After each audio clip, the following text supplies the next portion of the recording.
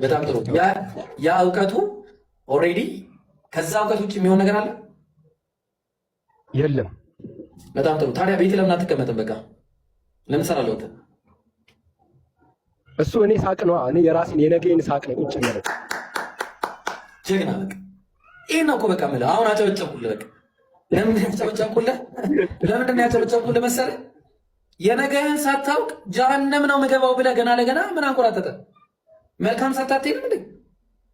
አላህ ጀነት የሚጽፍልህ እኮ አንተ በምትሰራው ነው።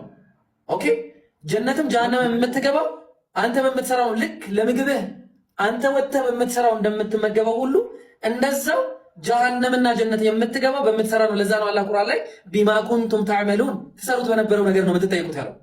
ስለዚህ መልካም ስራ የምሰራው ነገር ተጽፎ ከሆነ የምሰራውን ነገር ተጽፎ ከሆነ ነገ ሰው ገድዬ ቢሆንስ? እሱ እኮ ቀድሞ አውቋል እያልከኝ ነው።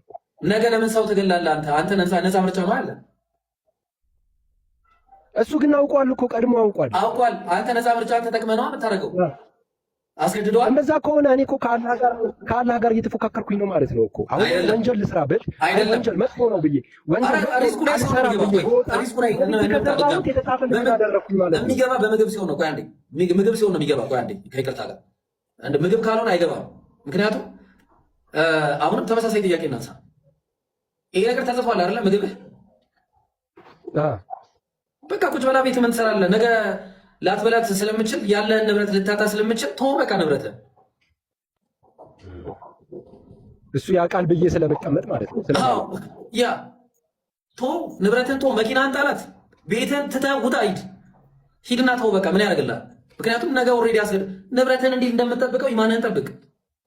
ስልክህ እንዳይሰረቅብህ የሙጥኝ ብለህ እንዲህ እንደምትይዘው ሌባ ሲመጣ ኪስ ውስጥ እንደምከተው ኢማንህን ጠብቅ፣ ራስህን ያዝ። ኦኬ። በምግብ ሲሆን ብቻ አይደለም፣ በምግብ ሲሆን ነው የምንረዳው ብላችሁ ለዚህ ነው። በንብረታችን ሲመጣ ብቻ ነው የምንረዳው። ኢማናችንም ተመሳሳይ ነው። አላህ ነፃ ምርጫ ነው የሰጠን። በዚህ ነፃ ምርጫ አማካኝነት ተጠቅመህ ነው ነገሮችን የምታደርገው።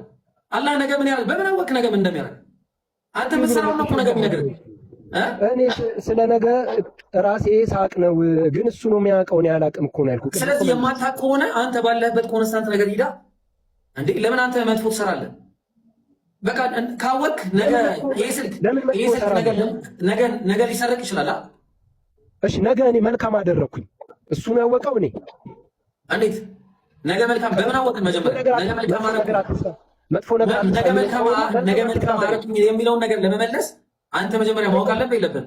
ወይ መጥፎ ነገር አንተ አትስራ ካልከኝ መልካም ስራ በለኝና መልካም እሰራለሁ። እሺ ማን ያሰራኝ መልካሙ? ራስህ።